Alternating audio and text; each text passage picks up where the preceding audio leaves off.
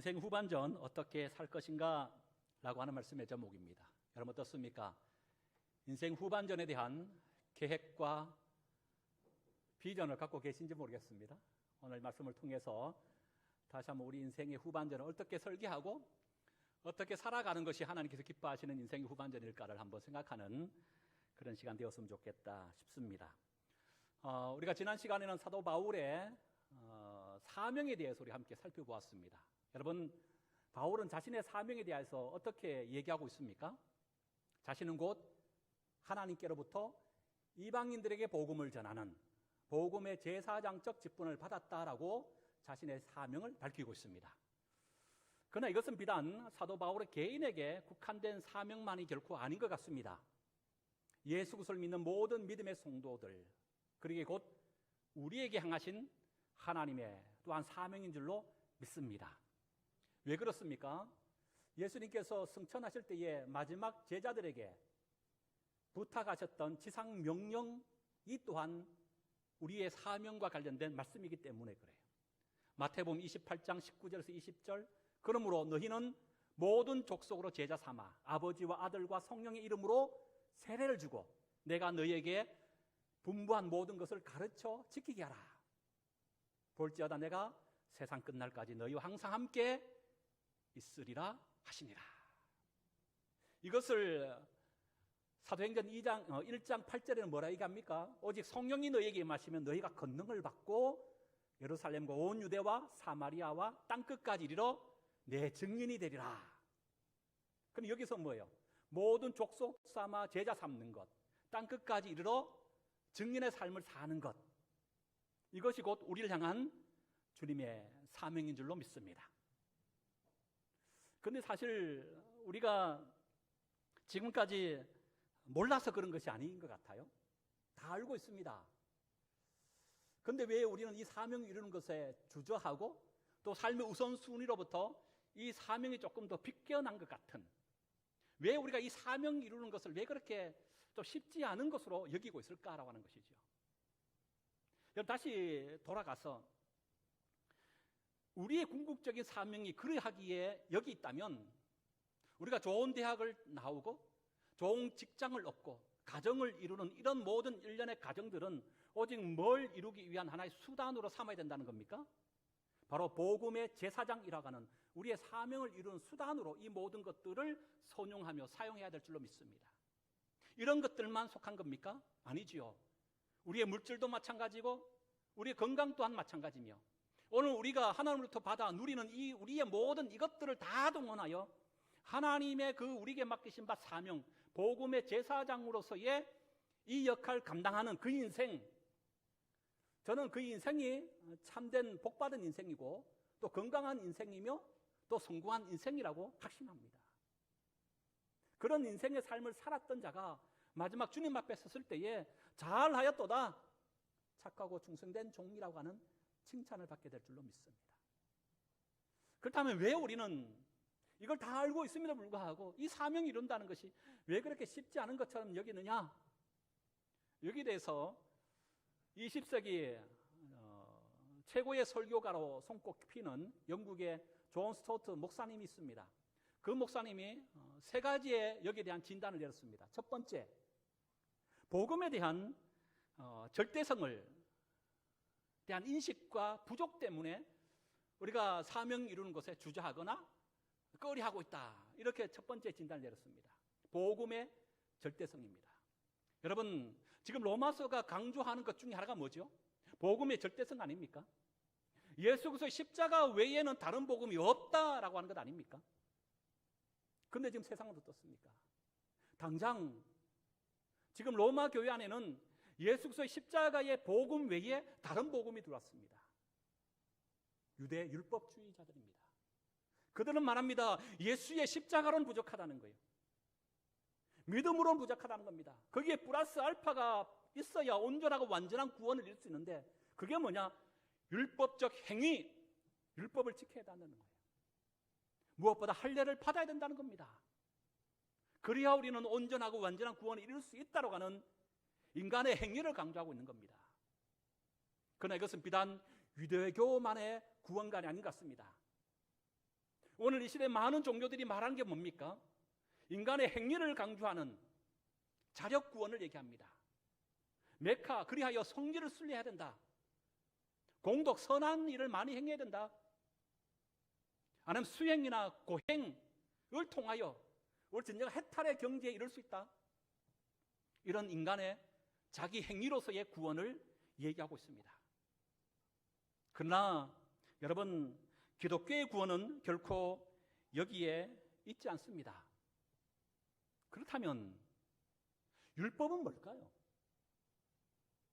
하나님께서 이스라엘 백성들에게 율법을 주셨고 또 구약의 모든 율법은 신약의 삶을 살아가는 우리에게 결코 분리되거나 독립되어 어떤 따로 떨어져 있는 것이 아니고 여전히 오늘 우리에게도 어떤 선한 영향을 끼치고 있다는 것이 율법이라고 말씀하고 있는데, 그렇다면 율법이 오늘날 우리에게 주는 영향력과 그 의미와 기능이 있다면 그게 뭘까라고 하는 거예요. 이것은 마치 이런 것이라고 얘기할 수 있지 않을까요? 갑자기 전기가 퍽 하고 나가버렸습니다. 그것도 밤에. 그럼 온 천지가 캄캄하게 되죠. 이때 우리는 어떻게 합니까? 전기를 대신할 손전등을 급히 찾거나 아니면 옛날에는 뭐 촛불, 요즘 초를 보기에 참 귀하지요. 요즘은 휴대폰에 손전등 기능이 다 있어서 휴대폰 하나만 갖고 있으면 사실은 다 할 수 있더라고요. 그러나 다시 전기가 들어왔어요. 그럼 어떻게 됩니까? 지금까지 있었던 이 모든 것들은 더 이상 필요가 없게 되는 것이죠. 율법이 바로 그런 거라는 거예요. 또 율법은 마치 이런 겁니다. 치과 의사의 손에 작은 이 손거울, 그걸 뭐 치경이라고 얘기하던데요. 그 치경은 환자의 그 뭡니까? 이 충치를 볼 수는 있지만 그것이 충치를 치료할 수는 없는 것 아닙니까? 우리는 오늘 또 날마다 거울 앞에 섭니다. 거울은 우리 자신을 비춰줍니다. 그러나 우리의 삐뚤어진 옷맵시를 단정케는 하지 못한다는 거예요. 율법이 바로 이런 겁니다. 율법은 우리가 어떤 존재인가? 우리 속에 있는 죄를 들춰내고 우리 속에 있는 죄의 그 쓴뿌리를 보게 하는 거예요. 발견하게 합니다. 깨닫게 합니다. 그러나 율법이 결코 우리의 그 죄의 근본적인 문제를 해결해 줄 수는 없다는 거예요. 그래서 우리는 율법적 행위로 인하여 구원함 받는 것이 아니라 오직 예수 그리스도를 믿는 믿음으로만 구원함 받게 되는 줄로 믿습니다. 예수가 누구시게요? 우리의 모든 죄를 대신 짊어지시고 십자가의 대속의 제물로 죽으신 분이 바로 예수님이기 때문에 누구든지 바로 그 예수 그리스도의 이름을 부르는 자가 구원받게 되는 겁니다. 1세기 당시에는 다른 복음은 유대 율법주의였습니다. 그렇다면 21세기 살아가는 오늘 우리에게 있어서 다른 복음의 그 중심에는 무엇이 자리 잡고 있을까요? 여러분 한번 생각해 보세요. 우리 자신을 한번 뒤돌아보십시오. 나의 예수 그리스도에 대한 절대적인 이 복음의 절대성, 십자가의 능력과 권위를 약화시키고 오직 예수만이 구원함 받을 수 있다고 하는 이것을 저해하는 가장 큰 장애물, 오늘도 여전히 우리를 미혹하게 하고 여기 우리는 오늘도 수없이 시험당하여 넘어지는 것의 그 중심에는 무엇이 있냐는 거예요. 이 시대 다른 복음이 뭡니까? 저는 만몬이 아닌가 생각합니다. 만몬. 탐심입니다. 탐심 곧 우상 숭배니 일만하게 뿌리인 돈을 말합니다. 여러분 그렇지 않습니까? 오늘 우리는 이 다른 복음인 만몬과 싸워야 합니다. 성경은 분명히 우리에게 말씀합니다. 사도행전 4장 14절에 다른 이로서는 구원을 받을 수 없나니 천하 사람 중에 구원을 받을 만한 다른 이름을 우리에게 주신 일이 없음이라 하였더라. 바울은 로마 교회뿐만 아니라 특별히 그 당시에 갈라디아 교회도 다른 복음 때문에 너무너무 교회가 분란이 생겼고 어려운 가운데 빠졌어요. 그때 갈라디아 교회 안에 다른 복음을 전하는 자들에 대하여 이렇게 엄중하게 경고하면서 겉면의 말씀을 주십니다. 갈라디아서 1장 8절과 9절 쉬운 성경으로 제가 읽어드립니다. 우리는 여러분에게 복음을 전했습니다. 그러므로 우리든지 하늘에서 온 천사든지 우리가 전한 복음이 아닌 다른 것을 전한다면 그런 저주를 받아 마땅합니다. 내가 전에도 말했지만 이제 다시 말합니다. 여러분이 이미 받은 복음 외에 다른 것을 전하는 사람이 있다면 그런 저주를 받아야 합니다. 여러분, 그렇습니다. 예수만이 유일한 우리의 구원자인 줄 믿습니다. 다른 복음은 없습니다. 다른 복음을 전하는 자는 저주받는 자예요. 여러분, 왜 우리가 사명 감당하는 것에 주저한다고요? 이 복음에 대한 절대성, 예수 그리스도 외에는 다른 구원의 길이 없다. 주님을 믿는 믿음이 시대가 지나면 지날수록 세상이 이 믿음을 자꾸 빼앗아가더라고요. 여러분, 아닙니다. 그 어느 때보다 우리는 다시 한번 복음의 절대성 위에 굳게 서야 되리라고 믿습니다. 바로 이런 강한 복음의 절대성 위에 설 때 우리는 비로소 우리에게 맡겨주신 바 하나님의 사명, 복음의 제사장적 역할을 감당하게 될 줄로 믿습니다. 두 번째, 복음에 대한 긴급성을 얘기합니다. 성공하는 사람의 7가지 습관이라는 책에 보면 그 책의 중요한 원리 중에 하나가 뭐냐면 성공하려면 뭐 해야 되느냐? 중요하다고 생각하는 일을 가장 먼저 해야 된다라고 하는 거예요. 여러분, 성도된 우리에게 있어서, 예수님의 제자된 우리에게 있어서 가장 중요한 일이 있다면 그게 뭘까요? 바로 우리에게 맡기신 바 사명, 복음의 제사장 되는 일인 줄로 믿습니다. 여러분, 우리에게는 시간이 그렇게 많지 않습니다. 제가 한번 볼 때에 저를 비롯하여 오늘 예배드리는 성도님의 대부분의 분들은 지금까지 살아온 인생보다 앞으로 살아갈 인생이 훨씬 더 짧습니다. 그렇지 않습니까? 짧을 뿐만 아니라 앞으로 살아갈 인생은요, 지금까지 인생의 속도에 비하면요 훨씬 더 빨리 지나갈 것입니다. 제가 예언하건대 앞으로 이 자리에 80년 후에, 넉넉 잡아서 100년 후에 이 자리에 계실 분 아무도 없어요.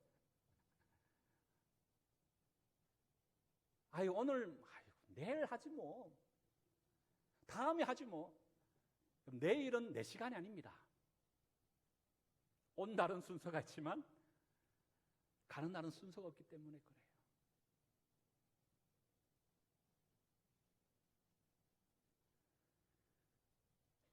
그래서 여러분, 인생은 사는 것이 중요한 것이 아니고 바르게 사는 것이 중요합니다.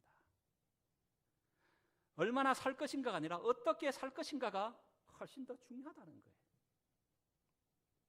지금 오늘이 아니면 안 된다고 하는 이 복음의 긴급성을 우리 모두가 가지십시다. 세 번째, 복음의 전달 방법에 대한 확신이 없기 때문에 우리는 주저한다는 거예요. 이게 무슨 말인가 하면 복음은 누군가의 전달을 통하여 전하여졌다고 하는 거예요. 여러분, 어느 날 교회도 한 번도 안 다니고 예수 복음도 한 번도 접하여지 않았던 어떤 믿지 않는 사람이 밤에 꿈을 꿨는데 하나님을 본 거예요. 내가 이래서는 안 되겠다 싶어서 꿈에 하나님을 보고 그 다음 주에 바로 교회에 출석하여 신앙생활하는 그런 경우 있다 없다? 특별한 경우 아니면 그런 경우는 전무합니다. 곧 이 말은 믿음은 갑자기 하늘에서 뚝 떨어지는 것이 아니에요. 누군가의 복음을 전하는 전달자의 그 복음의 전함의 소식을 듣고 그가 교회에 출입을 하게 되고 교회에 출입하는 날수와 횟수가 많아지면서 예수님을 인격적으로 만나고 성령님 역사를 통해 그의 믿음이 생길 때 그가 거듭나는 은혜가 있게 되는 거죠. 그 시작은 사람을 통하여 일하시더라는 거예요. 이것은 요한계시록을 통해서 우리는 분명히 발견할 수 있는 것 중에 하나입니다. 요한계시록 1장에 보면 이 복음의 전달자에 대한 소개가 나와요. 먼저 요한계시록 1장 1절에 시작합니다. 이 요한계시록이 어떤 책이냐? 예수 그리스도를 계시하는 예수 그리스도의 계시라라고 시작합니다. 이 두 가지 의미가 있습니다. 예수 그리스도를 계시하는 책이고 또 한편은요, 예수 그리스도께서 계시한 책이다라고 하는 두 가지 의미가 다 포함되어 있습니다. 그래서 요한계시는 어떤 책이냐? 예수 그리스도를 계시하는 책이 요한계시록이고, 또 한편은요, 예수 그리스도께서 계시한 책이 뭐라고요? 그게 바로 요한계시록이라는 거예요. 이 두 가지 다 포함되어 있습니다. 그러면서 계속해서 이 계시의 전달 방법을 1절 통해서 계속 소개합니다. 먼저는 하나님께서 계시의 주체자가 되시는 것이죠. 하나님부터 계시가 흘러내려옵니다. 누구로부터? 하나님부터. 그 다음은요, 그를 일하고 시작합니다. 그는 바로 예수 그리스도를 말씀합니다. 하나님은 그 계시를 예수 그리스도께로, 예수 그리스도는 천사에게, 천사는 사도 요한에게, 사도 요한은 소아시아 7 교회를 향하여 이 계시를 전달했다는 거예요. 또 주목할 것이 있죠. 하나님이 직접 당신 자신이 7 교회에다가 바로 계시하시 아니하시고 마지막 최종 전달자를 통하여 계시하시더라고요. 그 마지막 최종 전달자가 누구였다고요? 사도 요한이라고 하는 거예요. 오늘도 마찬가지입니다. 그런 의미에서 우리 한번 따라 하십시다. 나는 복음의 최종 전달자입니다. 나는 복음의 최종 전달자입니다. 여러분 믿습니까? 다른 사람이 아닙니다. 하나님 오늘 또 나를 통해서 우리 가정을 살리시기 원하고, 나를 통하여 우리 직장과 사업터의 모든 사람들을 살리기 원하고, 하나님 오늘 또 나를 통하여 강릉 소망교를 살리기 원하고, 우리가 속한 강릉 땅과 이 지역과 열방을 살리는 곳에 우리 모두를 마지막 복음의 최종 전달자로 삼기를 원하신다는 사실을 믿으시기 바라요. 여러분, 그래하기에 복음은 들으면서 나는 겁니다. 우리 모두는 복음에 나팔수가 되어야 한다는 거예요. 이 세 가지, 복음의 절대성, 복음의 긴급성, 내가 복음의 전달자라고 하는 이 믿음의核心 가운데 굳게 설 때 우리에게 부과해 주신 이 하나님의 사명, 복음의 제사장적 사명을 감당할 수 있다는 거예요. 여러분, 이 세 가지를 다시 한번 가슴에 새기며 우리에게 맡기신 바 이 사명의 길을 끝까지 잘 감당할 수 있는 저와 여러분 되실 수 있기를 소망합니다. 이제 오늘 본문인데요, 오늘 본문 속에는 사도 바울이 자신의 인생 후반전을 어떻게 살아갈 것인가, 자신의 남은 인생 후반전에 대한 비전과 꿈을 소개하고 있는 것이 오늘 본문의 말씀입니다. 먼저 23절입니다. 23절 볼까요? 이제는 시작. 언제든지 서바나로 갈 때에 너희에게 가기를 바라고 있었으니, 여기 보면 서바나로 간다라고 말하고 있습니다. 그리고 24절에도 보면 이는 지나가는 길에 너희를 보고, 그리고 마지막에 보면 너희가 그리 곧 서바나죠, 나를 서바나로 보내주기를 바랍니다. 그리고 28절도 보니까요, 마지막 하반절에 너희에게 잠시 들렸다가 서바나로 가리라. 그리고 마지막 기도를 또 부탁합니다. 그 기도의 부탁의 내용도 어떤 것입니까? 31절입니다. 31절을 봅니다. 시작. 나로 유대에 순종하지 아니하는 자들로부터 건짐을 받게 하고, 또 예루살렘에 대하여 내가 섬기는 일을 성도들이 받을 만하게 하고. 여기 보면 유대에 순종하지 않은 자, 이 뭡니까? 복음을 반대하는 자예요. 적대자입니다. 우리가 사도행전을 통해서 배운 것 중에 하나가 뭡니까? 사도 바울을 죽이려고 40명의 특공대가 조직될 만큼, 이 40명은 사도 바울이 암살하기 전까지 먹지도 마시지도 않겠다고 하는 이런 어떤 이 암살의 특공대가 조직될 만큼 그 예루살렘 다시 간다는 거예요. 그 예루살렘의 가난한 자들에 대한 헌금 받은 것을 전해주기 위해서 기도 부탁합니다. 그들의 손으로부터 내가 건짐받을 수 있도록. 왜요? 그의 마지막 인생 후반전은 어디에 비전과 어디에 꿈을 두고 있기 때문에 서바나라고 합니다. 서바나는 우리가 잘 아는 것처럼 지금의 스페인입니다. 그 당시의 세계관에 따르면 서바나는 땅끝으로 여겼던 바로 그곳입니다. 그렇다면 바울은 왜 땅끝이라 여겨지는 서바나까지 가서 마지막 자신의 인생 후반전을 거기에서 끝내기를 원하고 있을까요? 그 다른 것이 아닙니다. 예수님께서 마지막 당부하신 지상 명령 뭐죠? 땅 끝까지 이르러 내 증인이 되리라. 땅 끝.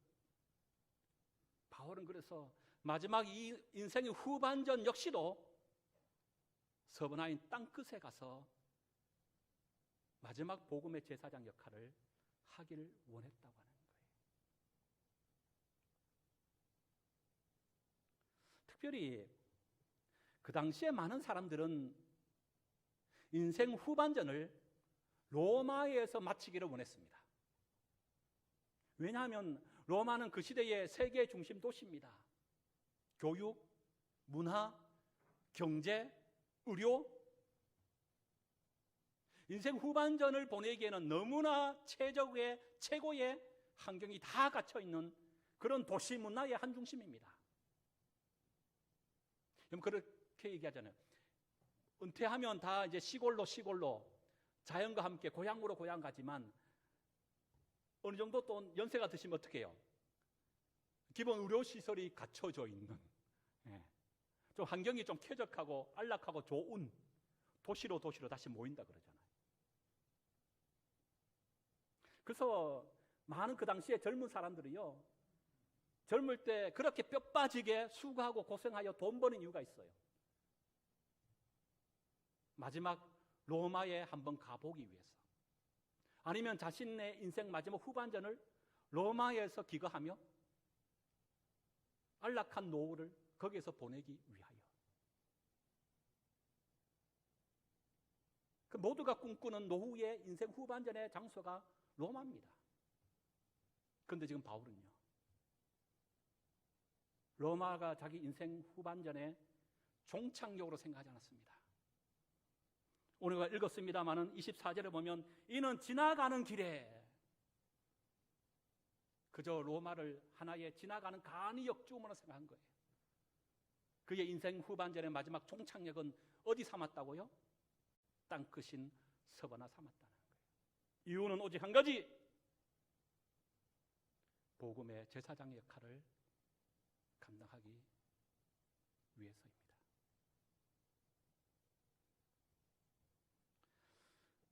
그러면서 오늘 본문 속에서 24절 하반절을 보면 너희가 그리로 나를 보내주기 원한다, 파송해주기 원한다, 이런 말씀이 나오죠. 바울이 지금 1차, 2차, 3차 전도 여행하는 중에 자신을 선교사로 파송했고 물신양면으로 선교 후원을 감당해줬던 교회가 있습니다. 바로 수리와 안디옥 교회입니다. 그런데 그 당시는 지금처럼 뭐 통신이나 교통이 그렇게 발달한 시대가 아니었기 때문에 수리와 안디옥 교회가 이 먼 땅끝인 서바나까지 바울을 물신양면으로 돕거나 또 섬기기에는 여러 많은 제약과 한계가 있습니다. 그래서 바울은 서바나에서 가장 가까운 로마 교회, 너희 교회가 지금까지 수리와 안디옥이 나에게 그렇게 물신양면 선교 후원을 감당해 준 것처럼 이제 너희 로마 교회가 나를 선교사로 다시금 그곳에 파송시켜주고 물신양면으로 나를 도와주는 이 사명 역할 좀 해줬으면 좋겠다 라고 하는 간절한 바람으로 또 이 마지막 편지를 쓰고 있는 겁니다.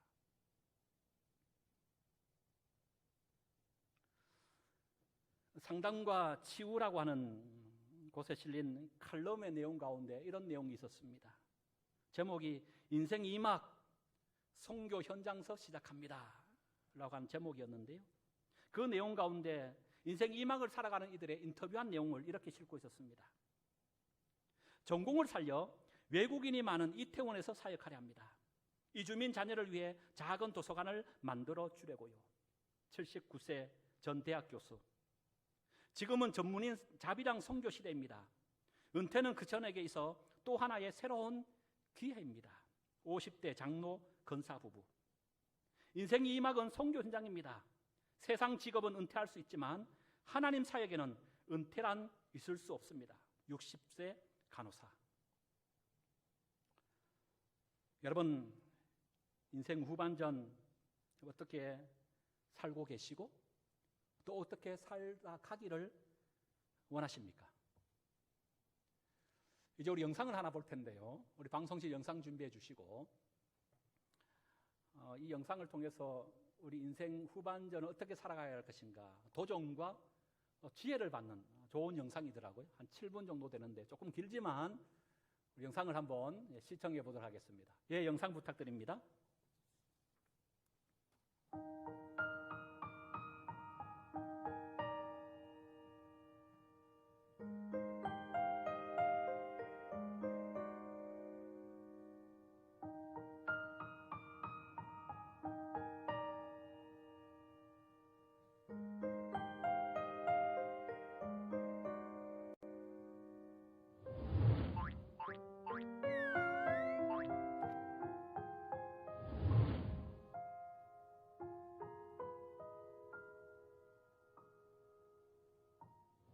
예전엔 나이 60에 환갑잔치를 성대하게 했습니다.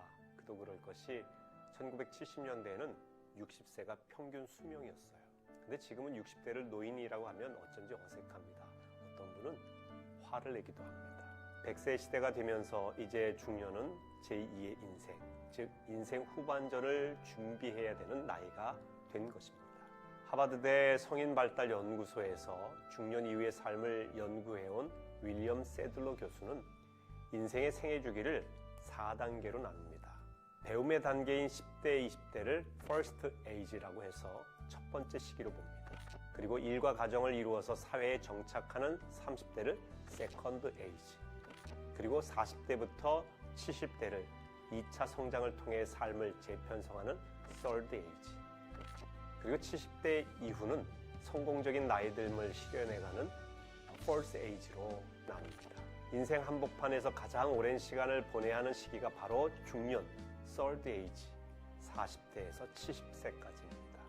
세 번째 시대입니다. 저도 바로 이 Third Age 시대의 한복판을 살아가고 있습니다. 그래서 인생 후반전에 관심을 더 두게 됩니다. 많은 사람이 중년의 삶을 막연하게 생각하죠. 자녀 교육시키고 자녀들 결혼시키고 열심히 직장 생활하다 은퇴 준비하고 그렇게 현실에 쫓기면서 살아갑니다. 바쁘게 살았는데 정작 그 안에 내가 없었습니다. 어느 날 자신을 돌아보니 이유를 알 수 없는 헛헛함에 외로움이 몰려듭니다. 그 시기에 뭔가 새롭게 도전하자니 용기가 생기질 않습니다. 하지만 인생 후반전을 사시는 여러분, 꿈을 잃지 마셔야 됩니다. 10대들이 가장 많이 고민하는 그 고민이 미래에 대한 꿈입니다. 진로, 비전을 위해 열심히 공부하고 준비하죠. 어른들도 아이들에게 너 앞으로 뭐가 되고 싶니? 이렇게 물어보고 격려해 주기도 합니다. 근데 참 이상하죠. 막상 어른이 되면 꿈이 뭐냐고 묻는 사람이 없어요. 비전을 위해 공부하는 사람도 거의 없습니다. 이미 다 이루었다고 생각하기 때문일까요?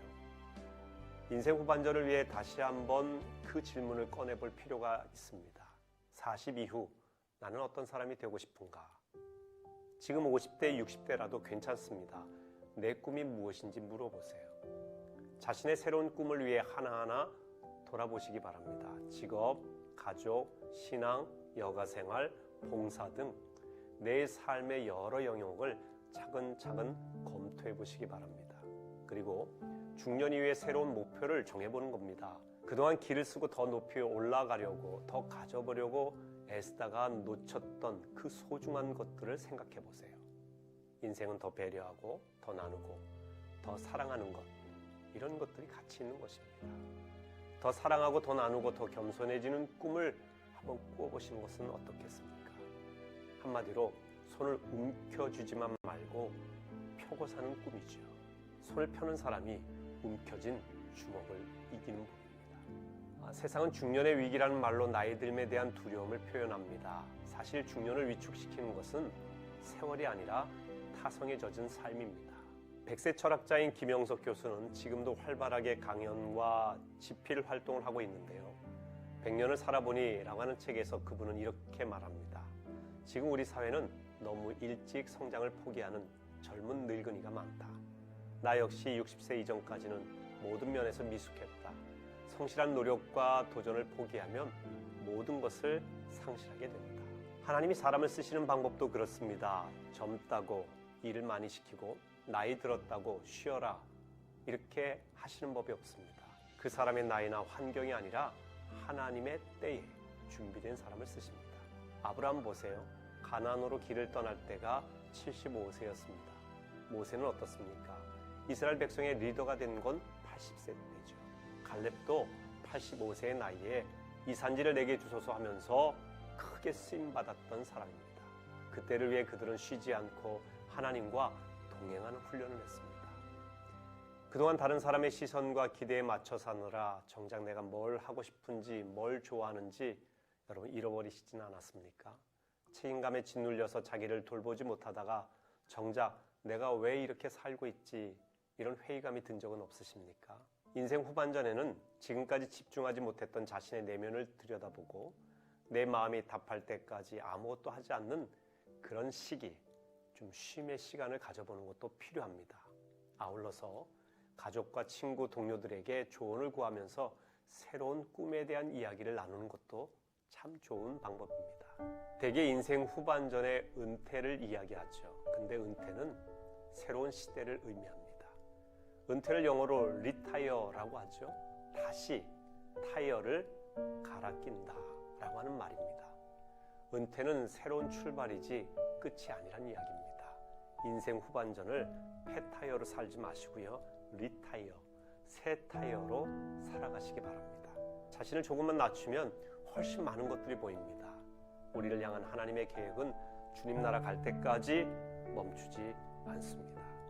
할 수 없다는 한계에 자신을 가두지 말고 기대를 품고 인생 후반전을 한번 힘차게 시작해 보시지 않겠습니까? 힘내십시오. 그동안 길을 쓰고 더 높이 올라가려고 더 가지려고 애쓰다가 놓쳤던 그 소중한 것들을 생각해 보십시오. 인생은 더 배려하고 더 나누고 더 사랑하는 것, 이런 것들이 가치가 있는 것입니다. 더 사랑하고 더 나누고 더 겸손해지는 꿈을 한번 꾸어보시는 것은 어떻겠습니까? 한마디로 손을 움켜쥐지만 말고 펴고 사는 꿈이지요. 손을 펴는 사람이 움켜쥔 주먹을 이기는 법입니다. 하프타임의 저자인 밥 버포드라고 하는 사람은 인생에 대해서 이렇게 얘기했습니다. 인생의 전반전이 성공과 성취를 위해 뛰는 시기라면 인생의 후반전은 의미와 사명을 찾는 시기이다. 사랑하는 성도 여러분, 우리네 인생 후반전 어떻게 살기를 원하십니까? 성경 한 구절 찾고 말씀 마치겠습니다. 베드로전서 우리 4장의 말씀 찾아볼까요?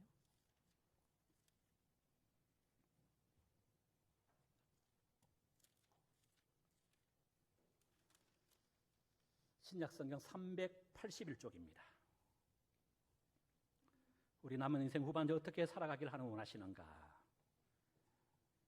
4장 381쪽 베드로전서 4장 1절에서 2절입니다. 예, 우리 함께 합독합니다. 글속께서 시작. 글속께서 이미 육체의 고난을 받으셨으니 너희도 같은 마음으로 갑옷을 삼으라. 이는 육체의 고난을 받은 자는 죄를 그쳤습니다. 그 후로는 다시 사람의 정욕을 따르지 아니하고 하나님의 뜻을 따라 육체의 남은 때를 살게 하려 함이라. 아멘. 인생 후반절 여러분 사람의 정욕대로 살지 아니하고 하나님의 뜻을 따라 육체의 남은 때를 살아갈 수 있는 성공한 인생, 축복받은 인생의 삶을 사는 소망의 공동체 모두가 될 수 있기를 주의 이름으로 소망합니다.